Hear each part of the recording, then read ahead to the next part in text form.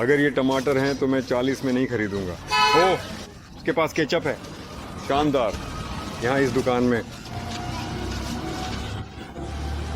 और यहाँ इस दुकान में मैंने केचप खरीदा। ये 147 रुपये का है। उसने मुझे छूट दी, कहता है चलो 145 कर देते हैं, 2 रुपये की छूट। हाँ, उस पर केचप पर MRP 147 लिखा है। और अगर आप मथुरा में बड़े सुपरमार्केट में जाएं, जैसे कि एक नया बड़ा और सुंदर सुपरमार्केट है जिसका नाम स्मार्ट बाज़ार है, वहाँ आप शायद ये केचप रुपये में खरीदेंगे। N30 में मुझे लगता है 120। मेन सुपरमार्केट्स, मेन बड़े शॉपिंग सेंटर में ये सब अक्सर और भी MRP से कम बिकता है। और छोटे दुकानों में इसके विपरीत सब कुछ ठीक MRP के अनुसार होता है। वे MRP से ज़्यादा बेचने का अधिकार नहीं रखते, इसलिए वे MRP पर बेचते हैं। कहता है 140 की जगह 145, तो ठीक है, मैं उससे केचप खरीदता हूँ। केचप गर्म है, मैं कहता हूँ गरम केचप। वो हंसता है और कहता है गरम केचप गरम गरम है। तो हिंदी में गरम का मतलब है जैसे कि गरम या फिर गर्म, आप जानते हैं ये शब्द अक्सर तापमान के लिए उपयोग होता है, लगता है ना। गरम गरम है। बंदर, बैंडर बैंगर। काला बंदर एक रहस्यमय और अद्भुत प्राणी है जो जंगलों में रहता है। यह बंदर अपनी काली चमकदार त्वचा और तेज चाल के लिए जाना जाता है। इसके बारे में कई कहानियां और मिथक प्रचलित हैं जो इसे और भी दिलचस्प बनाते हैं। मैं उस विक्रेता से पूछता हूँ तो बिजली क्यों नहीं है, क्या हुआ, समस्या क्या है। वह कहता है तो क्या ये राधा रानी का खेल है। राधा रानी का खेल, तो इसका मतलब है कि राधा रानी ही दोषी है, कृष्ण की दोस्त। और ये सरकार नहीं है कि बिजली नहीं है। ये मंत्री, वो तो सुबह से शाम तक एयर कंडीशनर के नीचे बैठा होगा।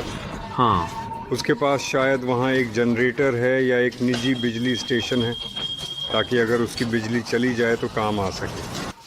अभी तक बिजली नहीं है। मैं चला गया। वह शायद 1 घंटे से ज़्यादा नहीं था, और अभी तक नहीं है। जितना मैं टहलता रहा, शायद 1 घंटा। और बिजली तो लगभग नहीं है। शायद उन्होंने जानबूझकर ऐसे दिन का इंतज़ार किया जब इतना गर्मी नहीं हो। मतलब लोगों के लिए वहाँ सहन करना आसान होगा और बिजली बंद कर सकते हैं और वहाँ पूरे दिन कुछ मरम्मत कर सकते हैं। शायद ऐसा ही है जैसे। तो आज इतना गर्म नहीं है। 40-7 नहीं, मतलब आप सहन कर लेंगे। टमाटरों का ढेर, किलोग्राम। दोस्तों, ये 1 किलो भारतीय है। यहाँ तो निश्चित रूप से 1 किलो से ज़्यादा है। जैसे अगर मैं व्लादिवोस्तोक में 1 किलो ख़रीदता तो वहाँ 1/3 कम होता, और यहाँ 1 किलो 40 रुपये का है। एक असली किलोग्राम। मुझे नहीं पता यहाँ 1 किलो रूस से 1.5 गुना बड़ा क्यों है, लेकिन यहाँ ऐसा 1 किलो है। व्यापारी ने धोखा दिया, 1 किलो से ज़्यादा दिया, लेकिन मैंने तो 1 किलो मांगा था। आज बाज़ार में, यहाँ हमारे छोटे से बाज़ार में, मैंने एक ऐसा मज़ेदार हरा सब्ज़ी खरीदी जिसे ओकरा कहते हैं। यहाँ भारत में इसे लेडी फिंगर्स भी कहते हैं, यानी कि महिलाओं की उंगलियाँ। बहुत स्वादिष्ट चीज़ है। स्वाद में ये कुछ बैंगन जैसा लगता है, और इसे आज ही बनाना है क्योंकि यह लंबे समय तक नहीं टिकता। आप इसे खरीदते हैं और इसे आज ही इस्तेमाल करना होगा। दोस्तों, मैंने तो समय बर्बाद कर दिया। मैंने कंप्यूटर के साथ काफ़ी समय बिताया और अंदर की यह चीज़ बहुत दिलचस्प है।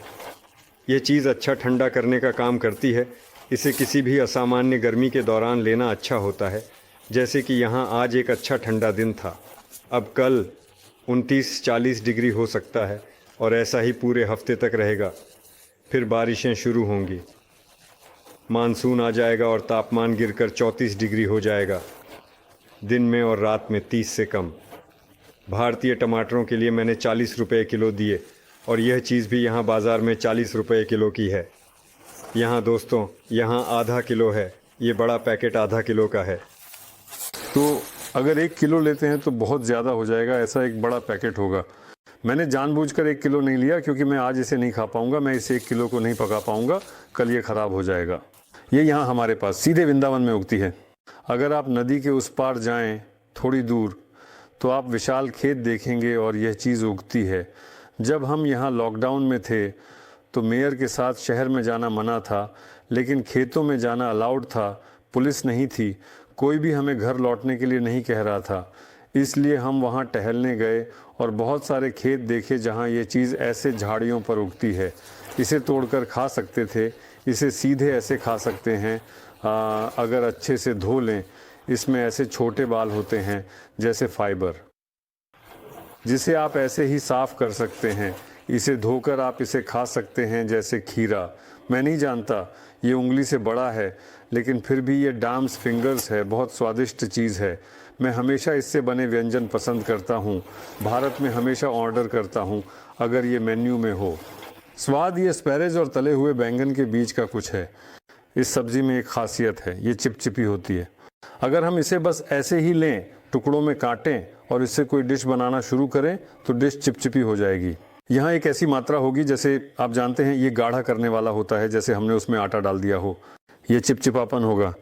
इसलिए इस चीज़ का अक्सर उपयोग विभिन्न प्यूरी सूप और विभिन्न सॉस बनाने में किया जाता है, जिन्हें गाढ़ा होना चाहिए। आटे को जोड़ने के बजाय आप बस इस चीज़ को जोड़ सकते हैं और आपके पास एक चिपचिपा गाढ़ा सा व्यंजन होगा। अगर आप नहीं चाहते कि व्यंजन चिपचिपा हो तो इसे काटकर नींबू के रस में भिगो दें और पानी निकाल दें। पकाने पर चिपचिपापन नहीं रहेगा। दूसरा तरीका है कि भिंडी को बिना पानी के भूनें। इसे धोकर फैलाएं ताकि सूख जाए। हम इसे अपने रस में भूनेंगे तब चिपचिपापन नहीं बनेगा। और इसे 1 घंटे के लिए नींबू के रस के घोल में भिगो दें। 2 चम्मच नींबू का रस डालकर 1 घंटे के लिए भिगो दें और फिर उस पानी को निकाल दें। फिर जब आप इसे पकाएंगे तो यह चिपचिपापन चला जाएगा और यह सूखी सामान्य स्वादिष्ट हो जाएगी। अगर आपको यह चिपचिपापन नहीं चाहिए तो दूसरा तरीका है कि इस भिंडी को बिना पानी के भूनें। इसलिए मैंने इसे नल के नीचे धोकर रखा है। देखिए, इसे यहाँ फैलाया है ताकि यह सूख जाए, ताकि इसमें एक भी पानी की बूंद ना हो। हम इसे अपने ही रस में भूनेंगे बिना पानी के, तब यह चिपचिपापन भी नहीं बनेगा। अगर हम भूनते समय थोड़ा पानी डालते हैं तो चिपचिपापन आ जाएगा। हम इसे अपने ही रस में बिना पानी के भूनेंगे तब यह चिपचिपापन भी नहीं बनेगा। अगर हम भूनते समय थोड़ा पानी डालते हैं तो ये चिपचिपापन आ जाएगा। मैंने नींबू नहीं खरीदा ताकि इसे नींबू के रस में भिगो सकूं, और यहाँ मेरे पास नींबू का रस भी नहीं है। लगता है कि कोई स्टॉक नहीं है, इसलिए हम दूसरा तरीका अपनाएंगे, यानी बिना पानी के भूनना। हम कुछ ऐसा करेंगे जैसे करी, भिंडी टमाटरों के साथ करी, फिर इसे चावल के साथ मिलाएं और बहुत बहुत स्वादिष्ट खाएं। इसे थोड़ी देर रहने दें। अभी ये पूरी तरह से सूखी नहीं है, इसलिए हम इसे छोड़ देते हैं। हम पंखा पूरी ताकत से चालू करते हैं और इसे सूखने देते हैं। भिंडी हमारे पास सूख गई है। अब हमें इसके डंठल वाले हिस्से को काटकर इसे यहाँ काटना है। इस भिंडी की मात्रा कुछ ज़्यादा हो रही है। ये आधे किलो जब ये ख़त्म हो जाएंगे तो मैं इन्हें छोड़ना नहीं चाहता, क्योंकि कल ये ख़राब हो जाएंगे। देखो, मैंने दिन में ख़रीदी थी और कुछ तो अब सुस्त हो गए हैं, जानते हो, ख़राब होने लगे हैं। भिंडी रॉक्सिच का वहाँ सो रही है। उसने आज स्वादिष्ट खाना खाया और उसके पास रात के लिए और भी बचा है। एक पैकेट 2 बार के लिए काफ़ी होता है। गैस चालू करते हैं। हम अपनी कढ़ाई तवे को सुखा रहे हैं। मेरे पास इस तवे के लिए ऐसे चिमटे हैं जिन्हें हम अक्सर इस्तेमाल करते हैं। इस तरह किया जा सकता है। अब पानी भाप बन जाएगा। मैंने कढ़ाई को धो दिया है ताकि हमारे पास पानी ना हो। ये सबसे महत्वपूर्ण है हमारी है, लेकिन हम इसे यहाँ डाल देंगे। असल में ये तेल वो लगभग पूरा है।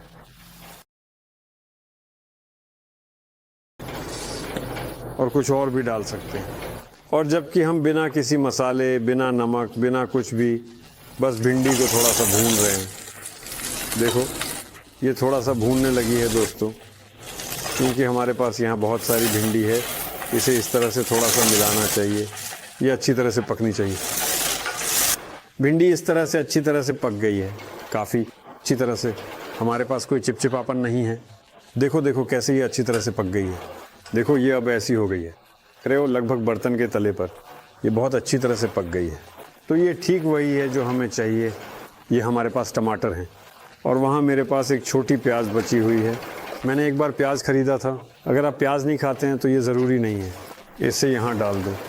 यहाँ टमाटर डालते हैं, कटे हुए। गैस चालू करते हैं। मैंने इसे अस्थायी रूप से बंद कर दिया। यहाँ ये सब इस तरह से चटकने लगता है, जैसे कि धीरे धीरे सब कुछ मिला देते हैं। और फिर बहुत सारा बन रहा है। अब टमाटर और पकेंगे। दरअसल मैं अब इसे नहीं भूनूंगा। मैं अब इसे सब कुछ धीमी आंच पर पकाने वाला हूं दोस्तों। नमक,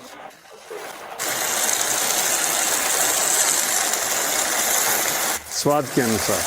कोई लोग ज़्यादा नमकीन पसंद करते हैं, कोई लोग कम नमकीन। मैं इस तरह का मसाला भी डालता हूं। इसका नाम किचन किंग है। किचन किंग डालते हैं। अगर आप नहीं चाहते तो इसे डालना ज़रूरी नहीं है। अगर आपके पास नहीं है तो आप उदाहरण के लिए अदरक डाल सकते हैं। अदरक के साथ भी ये बहुत अच्छा होगा। मेरे पास अदरक नहीं है। बस मैं इस भारतीय मसाले किचन किंग को डालता हूँ। तो मुझे लगता है कि आपको किसी भी देश में भारतीय मसाले खरीदने में कोई समस्या नहीं होगी।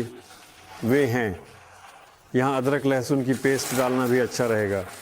मेरे पास दुर्भाग्यवश न तो अदरक है और न ही लहसुन, इसलिए मैं नहीं डाल पाऊँगा, लेकिन थोड़ा सा चीनी डाल सकते हैं, तब ये स्वादिष्ट होगा, थोड़ा मीठा।